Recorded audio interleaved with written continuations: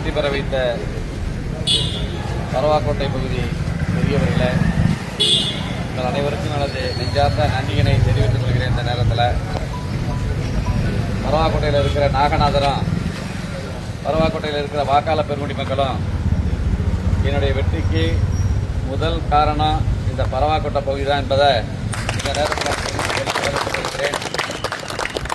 நான் வாக்கு கேட்டு வரும்போது இந்த பகுதியில் சொன்னது, நான் வெற்றி பெற்றவுடன் முதலாக பரவாக்கோட்டைக்கு வருகிறேன், பரவாக்கோட்டை பகுதி மக்களுக்கு நன்றி சொல்ல வருகிறேன் என்று நான் வாக்கு கேட்டு வந்தபோது நான் பேசிவிட்டு சென்றேன்.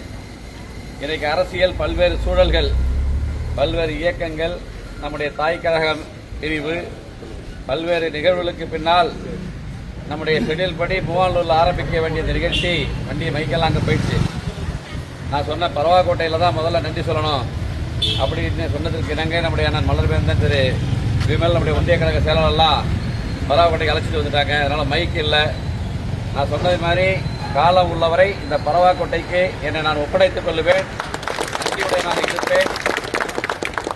தேர்தல் வாக்கு கேட்டு வரும்போது என்ன கோரிக்கையை நான் சொன்னேனோ அதை சிறமேற்கொண்டு இந்த சட்டப்பேரவை நிகழ்ச்சி நடைபெற இருக்கிறது, கவர்னர் உரை நடைபெற இருக்கிறது, அதற்கு நன்றி தெரிவிக்கிற உரை, அதற்கடுத்து பட்ஜெட் விளக்க உரையெல்லாம் இருக்கு.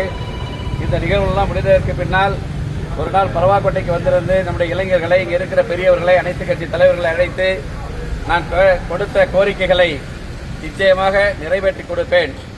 எந்த அரசியல் சூழல் வந்தாலும், எந்த ஒரு அரசியல் மாற்றம் வந்தாலும் நான் பரவாக்கோட்டை மேல் வைத்திருக்கிற அந்த நம்பிக்கை, அந்த விசுவாசம் கடைசி வரை அதை நான் பேணி காப்பேன்.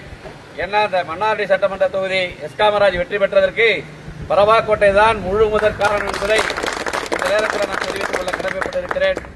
எத்தனையோ தேர்தல்களை சந்தித்தாலும்